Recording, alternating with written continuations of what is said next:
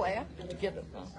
Thank you for coming. We have a huge crowd. It seems when we have a hometown theme, people come out. So please enjoy this evening. I'm sure you've driven by the Sutton Farm for thousands of times, like I have. So tonight you're going to have a wonderful view of the Sutton family and the history of it. So please enjoy it. Pat Rodriguez, director of the Knight Sutton Museum, is giving the program tonight. Her assistant is Kate Karzak from the Octagon House, doing the electronics, which the microphone's not working tonight, so Pat's going to try to project her voice. So please be very quiet. Really, the room is not that large, so she should be able to hear. There is two seats up here and a seat up here, so if you think you can't hear in the back, with at least 3 people can move up a little closer. We have some books over on the table, the new bicentennial book, some old books we've had previously, so if you're interested after the program, take a peek and see me afterward if you'd like to purchase anything. So we'll get on with the show, and here's Pat Rodriguez. Well, thank you all for coming. As you heard, we've had some technical difficulties. My worst nightmare came true. The microphone does not work. It worked fine on Thursday, but today when we really need it, whatever. Tonight's program is about Lee's Ice Cream, the Sutton family, and HyWynne Farms. It will be presented in 4 parts, with at the conclusion the designation of the farm and home as a local century landmark. As a transplant to Akron 12 years ago, I've always loved this farm, as the whole community does, obviously, by all of you showing up tonight. And I stop off and feed the horses there. It's the first place I took my granddaughter to when she was 1 and visited here for the first time. It was always on my bucket list to research it and designate it a local landmark. I'm so thankful to finally do so tonight. I'd like to thank the Sutton family, who have opened their arms to me, HyWynne, Corky, Jamie Lynn, Dawn, and especially Debbie Haight Anderson, for allowing me to phone, text, visit, nag, and interview them. Thanks also to Janice Sutton for allowing me literally to take these artifacts off her wall for tonight's presentation. And finally to my fellow director, Kate Karzak, for her many hours invested in helping me put all the photos in some kind of logical order for a cohesive presentation. And to the historian's office, Bev Sumate and her assistant Bob, for the things that they allowed me to Xerox and copy, which are part of this research that is presented tonight. So many thanks to all of you. And at the conclusion, we will be awarding the Century Landmark plaque to HyWynne Sutton, so stay tuned for that. Don't run away, HyWynne, okay. So we're gonna start off with Wheat's Ice Cream, which was originally called cream pudding, as it was known then. And it started from very humble beginnings and became a thriving business through the Sutton family. This is Louis H. Sutton. Edwin Sutton, Louis H.'s brother, purchased Mr. Wheat's interest in the company in 1890. In 1895, Louis Sutton, H. Sutton, joined the firm, and the business continued to expand. A familiar sight on the streets were the white wagons drawn by horses packed with ice, delivering ice cream. In 1906, Wheats became incorporated. In 1911, the Elm Street plant was built at a cost of $365,000. This is in 1911. That's a lot of money. What would be the equivalent to that today, I don't know. The building is now Hoffman's Automotive, and ironically, Louis H.'s great-grandson lives not too far away. Next. Okay. The Elm Street plant, this is the back of a postcard, which tell you a few facts about the Elm Street plant. It opened May 1st, had 3 stories, 90,000 feet of floor space, a capacity of 10,000 gallons daily, and a total capacity of 40,000 gallons. The slogan, the name Wheat's Ice Cream, is like sterling on silver, eat Wheats. Advertisements of the era emphasized inspected herds, there's a picture of the herd on the left, sanitary conditions, because there had been a typhoid scare during this period. Locally in Akron, 18 people died of typhoid. So there was a big Locally, next. Locally, the Akron Creamery supplied wheat's milk for the ice cream. Next. That was the Buffalo plant. And that's an invoice from the Buffalo plant for ice cream. Again, with the same pictures in the top. And this is a coupon that they used. I'm not quite sure how they used it, what you redeemed it for, if you redeemed it for 2 cents off something or what, but it's something that Debbie provided to me, Debbie Anderson provided to me. And this is some more advertisements for Wheat's ice cream. The fashionable young ladies there. Okay. In 1900, the Akron Creamery was a co-op creamery owned by stockholders.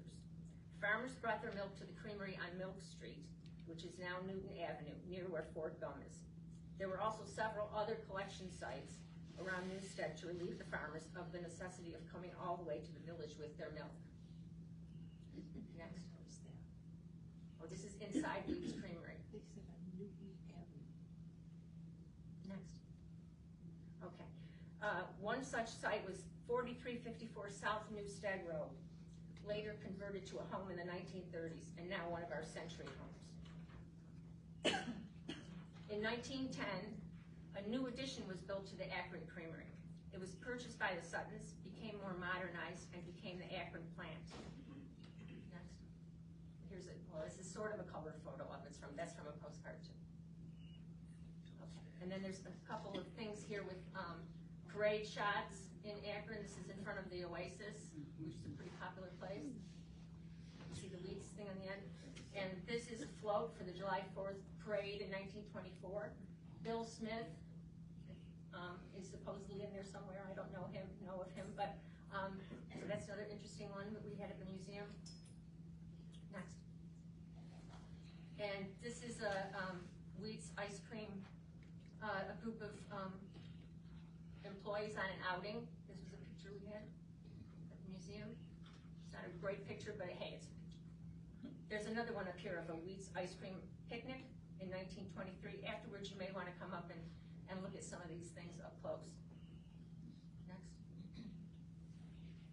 Okay, now we're into a few more things that had advertising. This is the Native American band, and you can see the Wheat's ice cream banner on the old bandstand in Russell Park. And here we are into the advertisements.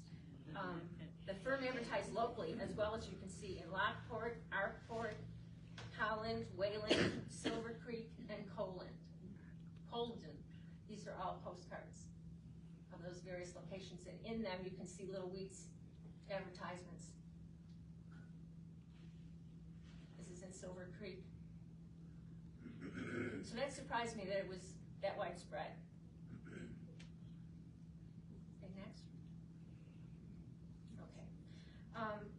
The original barns at the Sutton Farm were built in 1888 for the purpose of stabling the horses after they did the to and fro delivery trips to Buffalo, because the brick streets were too hard on the hooves of the horses, and a round trip was too taxing for them. So they stabled them overnight and sent out a fresh pair the next morning. They were also stabled there in the off-season. Mr. Lewis Sutton eventually bought out his brother Edwin's interest and became a sole owner, and eventually had plants in Rochester and Syracuse. Mr. Lewis Sutton sold the company in 1927 to National Dairy, which then became Seal Test, and ultimately was later bought by Kraft.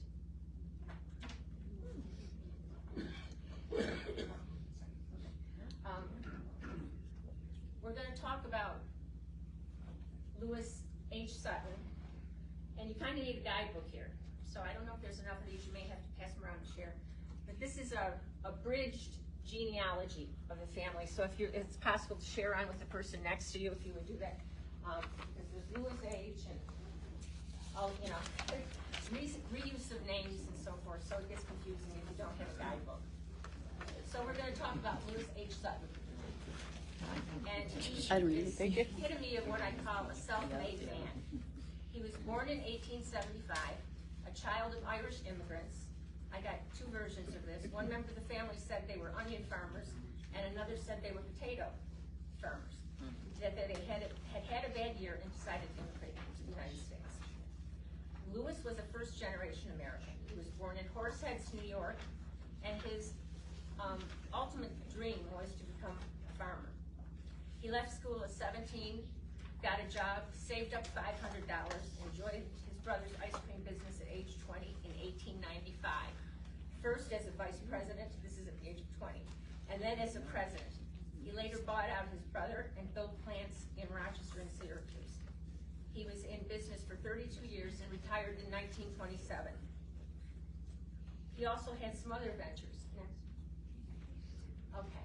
He raised, from what I was told, he raised Belgian stallions as well as selling some of them and putting them out to stud. In 1917, this is an ad of him putting one of them out to stud. In 1926, next, he also had an ad in the local paper that he was a builder of homes on Buell Street, and it says to relieve the housing conditions of Akron. Next. First, yeah, we're going to pause here. He married Jessie Metz. They had 3 children together before her death in 1924. He married Sylvia J. Sutton, they had 4 children. Sylvia J. Sutton, Carrie Mae Sutton, Louis Frederick Sutton, Gwendolyn Sutton was an adopted sister. In 1925, a year after his first wife had died, he married Gertrude Freemeyer, who was his secretary at the plant, who was also a financial advisor for the Methodist Church and later became a member of the Eastern Star. They had 3 children together. 2 girls, twin girls, that passed away the day they were born in July 5th, 1927, and Walter Sutton, who was born June 3rd, 1928, and he was born on the 3rd floor of the Sutton homestead. Louis H. was a duck hunter, saltwater fisherman. He raised Guernsey and Jersey cattle at the Sutton farm at one time, and bred and raised hunting dogs. Next. Well, I said that prematurely. He had a plantation, what we just saw, a plantation-style home in Healy's, Virginia, and a camp in Kingston, Ontario, Canada, called Fernley Camp. Edwin said that part of the reason he bought the Virginia place was because birds migrated through there. His hobbies included motion picture photography. Debbie had provided us with a copy of a home movie he had made. And in it, there was footage of squirrels. He had hunted pig on a line, a huge cluster of his hunting dogs, and of him walking with a cane. He had had a hunting accident in Louisiana and didn't address the wound right away, thought it was okay, didn't attend to it, and then it went gangrene, and he had to have his leg amputated below the knee. And he had one of the first architecturally drawn and planned rock gardens in Akron. We happen to have a copy of it at the museum. When Debbie was telling me about this, it rang a bell with me because we had this, and we had one for H.M. Perry, and we had one for J.M. I think it's J.M. Jackson, that Jackson Street is named after. And in this, it shows that this was done by Otto R. Mueller, whoever he was, and it shows the plan for what, there's still remnants of it in the yard, but it shows the plan for the rock garden.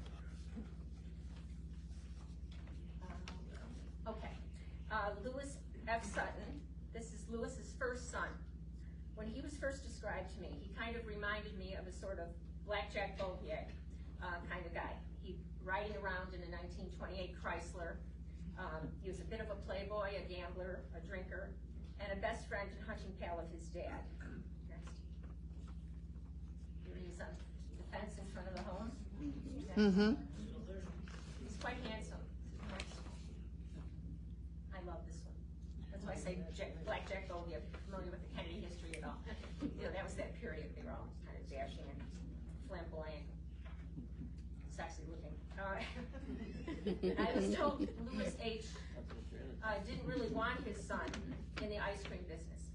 Hap, as they called him, for always being happy, had asthma and couldn't serve in World War II. Instead, he operated the Sutton Garage, which you all know was what was the former E.G. tax building up on the corner of Route 5 and Buell, that they just tore down, okay, not too long ago. He had dog kennels for a while. Next, that's the Sutton Garage there.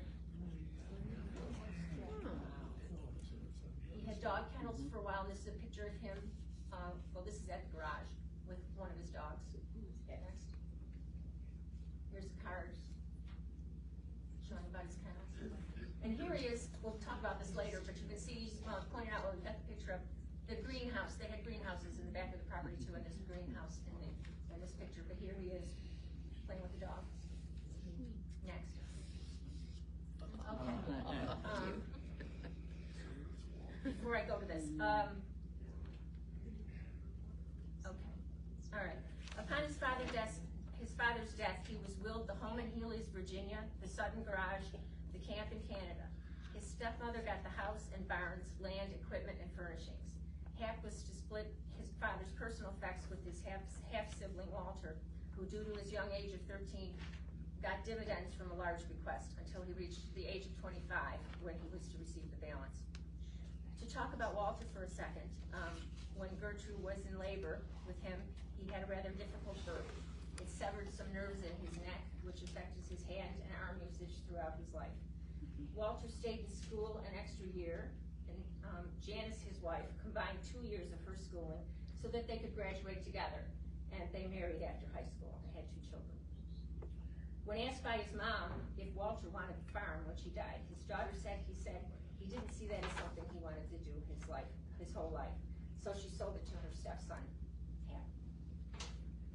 Hap married Bernice Perry, who's a distant relation of the Perrys, but we don't know exactly how. Yeah, Marilyn's shaking her head no. It's a different Brian Perry. says he doesn't know anything. Anyway, I love the shot of them. I think they're such a glamorous couple with how happy they look, and I love the way they're dressed in that period. This is one of my favorite shots of them. So she was a shoestring relation of the Perry family. Several weeks after LH died in 1941 is when they got married. They moved to the farm. Oh, here's another shot of her. She's just so good. I just love these old pictures. They moved to the farm in 1942. Bernice was a glamorous woman, truly of her era. The story goes that Bernice and Hap were living in Snyder, New York. Hap wanted to move back to the farm. Bernice said she would if she could have horses. That was the beginning of how she began to raise and show Arabians. Here are next. Well, this is when they went to the Kentucky Derby. Next. So that's how she began to show Arabians. Next. Okay, this is one of the pictures of of Sylvia, and a photo of some of the costumes she created for showing the Arabians. She was a member of the Arabian Horse Association, and here's another picture of one of the costumes. I didn't realize that they created costumes to show them too. That was She did all of the them. horse, and you looked at the body of the horse and the muscles and all that. So I thought that was cool. And here's the ribbons, some of the ribbons that she had won. Next. This is a picture. She was also quite an artist. She was an impressionistic oil painter. She attended Carnegie Tech for art and was a member of the Albright Knox Association and the Birchfield Center at the University of Buffalo. We'll get to it, but this is a picture of her family going to one of her showings, and there's a picture of her work from the Pattern Artists Association of Buffalo. Next. Is that next? No. This is her in older age with the horses. Next. Mm-hmm. That's from the catalog of the Pattern Society. And then there's a mural of hers in the library outside the Cultural Center. Her sister, Virginia Perry Trudell, has one, I believe, in the Village Hall. She continued pursuing both of her interests in horses and art until HyWynne finished college and took over the business. Their children were Louis F. Sutton, Susan F. Sutton, they were twins, born in 1942, Sylvia Ann Haviland Sutton in 1944, and HyWynne Sutton in 1949. HyWynne runs HyWynne Farm Stables and has since 1969. So now we're going to talk about HyWynne Farms next. Oh, so here's a picture of HyWynne Farms on a Christmas card. Next. Okay. So here we are literally with a caption saying she's turning over the reins, pun intended, to HyWynne. HyWynne was the fourth and last child of Louis F. Sutton, Hap, and named after his grandfather's brother, one of the original owners of Weed's Ice Cream. HyWynne and his sister Susie were trained to ride from the ages of 5 and 8. HyWynne started showing horses at the age of 11, and at the age of 12 won his first championship. Susie and her mom started showing horses as early as 1959, and his other sister Sylvia was the one on astride the Arabian horse we saw in the picture. So it seems like horses have always been a part, whether it was the Belgian stallions, or at HyWynne now.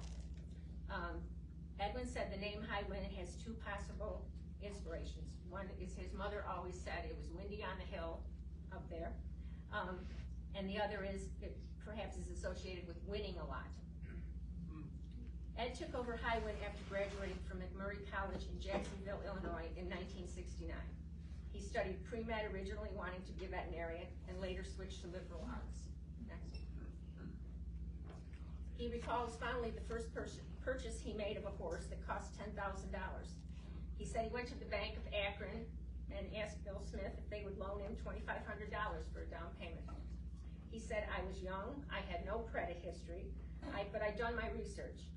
So I rented a car, he lent me the money, I rented a car and drove to Texas. And they took him seriously in Texas too, they knew he knew his stuff. So they sold him the horse, and HyWynne bred that horse 47 times, that same horse. So it's a horse with an active sex life. So,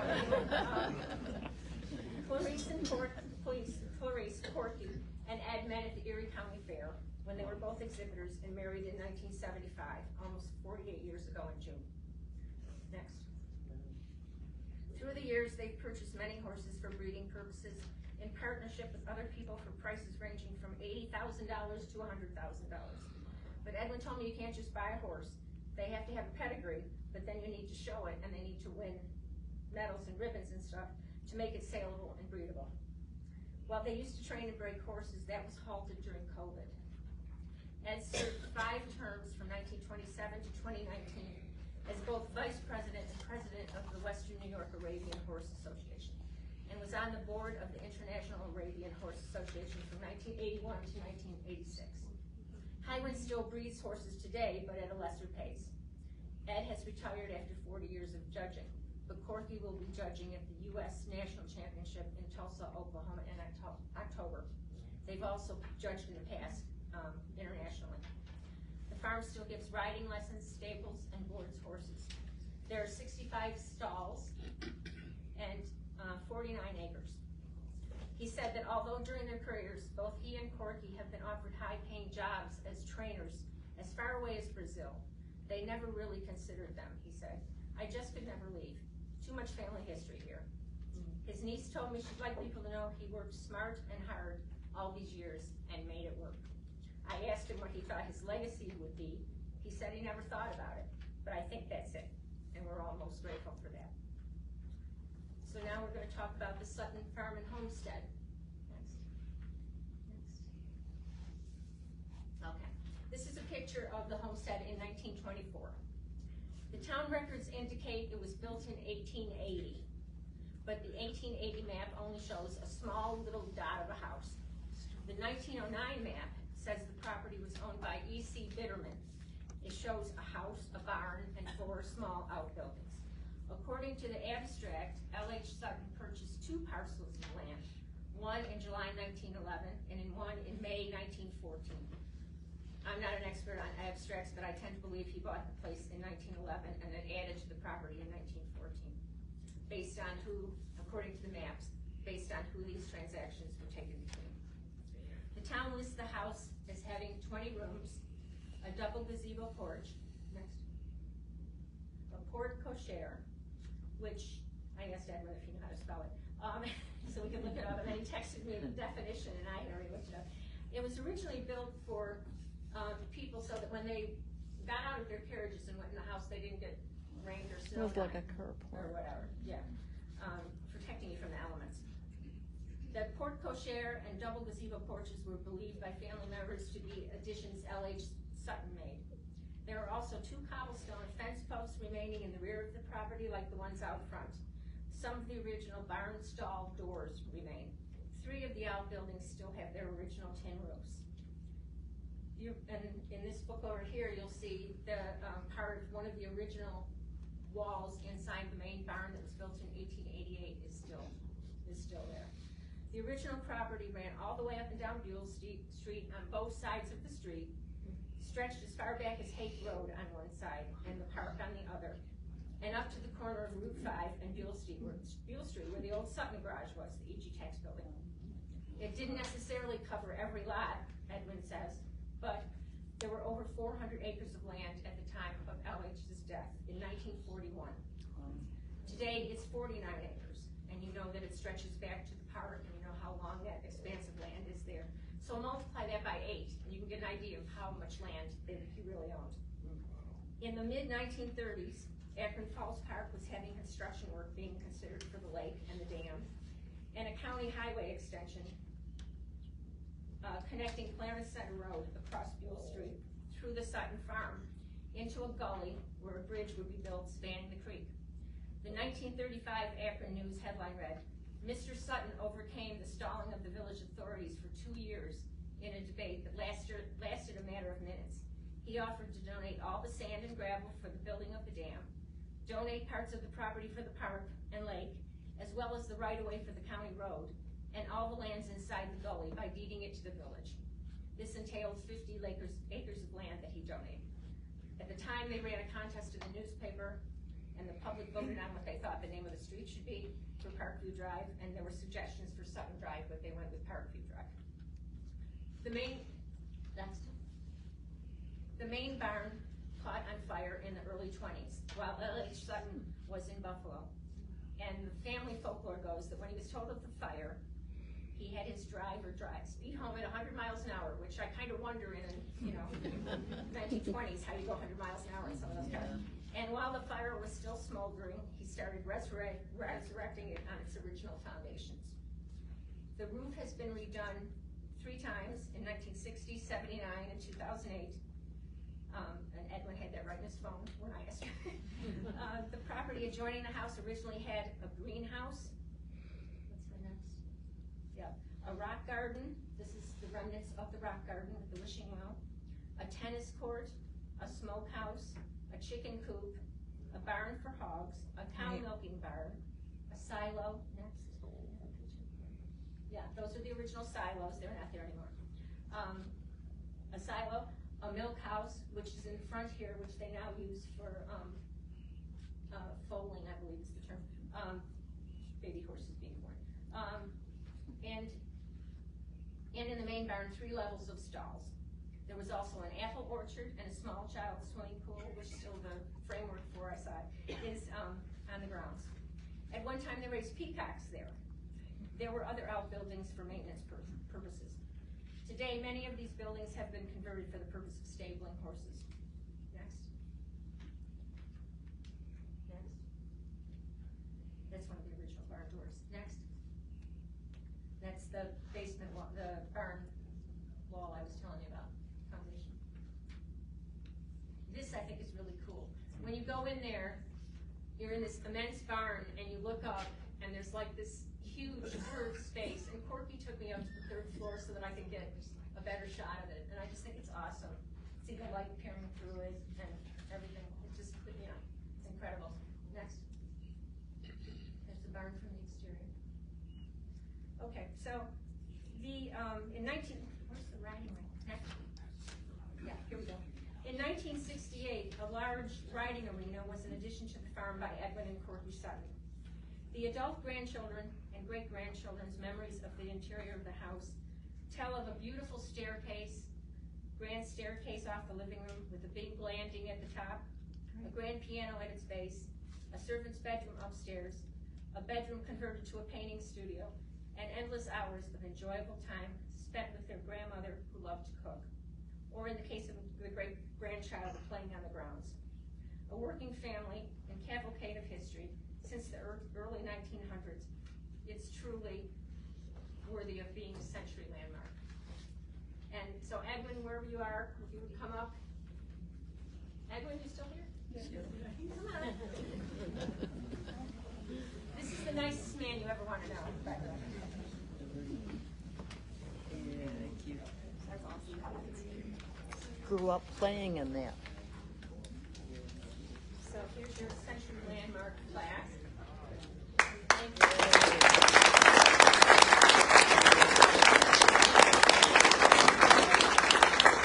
Edwin. Thank the Historical Society for all this. Edwin. Do you know who it is? No. See, I know more about the farm than you because I live next door. You were a baby. So I invite you to come up and see. We finished a little early. Do you know because any of I them? was nervous and talked You don't fast. know any of them. I invite you to come up and look at some. This is really interesting because this is the inside. You didn't of have the any pictures Elmwood of the Great Dane? plant.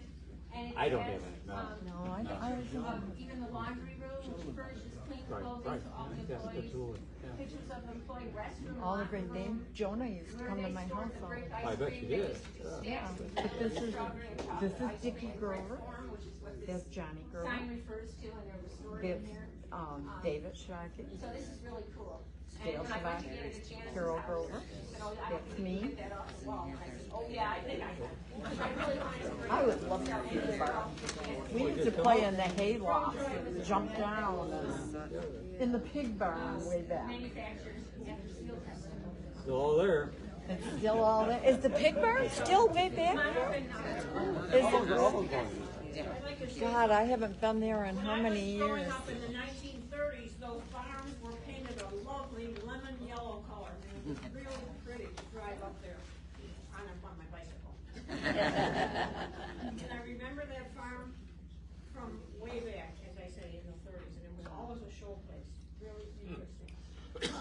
Does anybody have any questions or anything they want to share? Yes. If you mentioned, I didn't hear it, how did it get its name HyWynne? If you, Well, Edmund said he thought that it was his mother's, is that correct what I said? That his mother thought it was because it was windy on the hill. She used to say it was windy on the hill. okay. She lived down in the village. My mother lived in Akron her whole life growing up. And I don't think it's any windier on the hill. I really haven't noticed it, but in all honesty, I don't really know how she came up with it. I believe that Mort Perry, the founder of Perry's Ice Cream, was Bernice Sutton's uncle. I'm pretty sure that's the right, isn't that the right term? We never really knew. That's true. Yeah, very true. Oh my gosh. That was also, What I'm hearing, the top hearing is, mentioned it, and then I thought, Bernice and Virginia Kelly were sisters. Yes. Correct. And their father was, I remember that, Mort Perry was the brother of their father.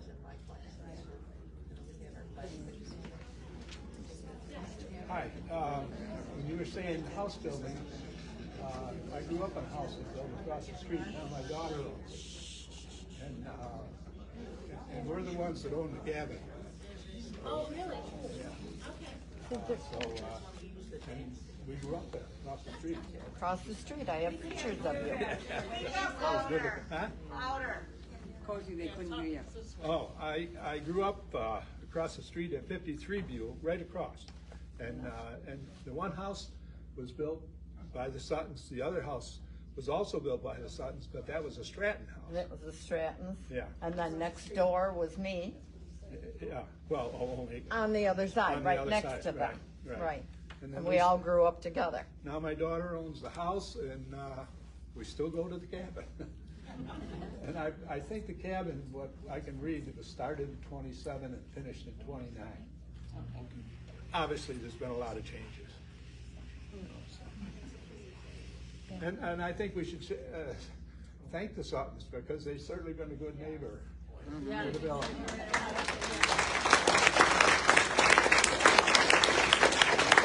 Do you remember you? You've been a wonderful asset to You're the in that community. picture. Thank you all for coming, and like I said, I invite you to come up and look at all this Yeah? stuff. You were over here. One moment. Just on behalf of the family, we just really want to thank Pat for her hard work. She's really put a lot of work into it.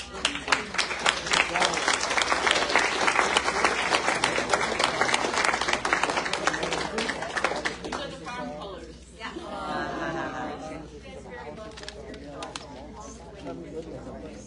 You're the good looking one, is it? There's Sylvia. It's on the right hand side, and the other side is wrong. It's on the right hand side. But when I came across these, I thought,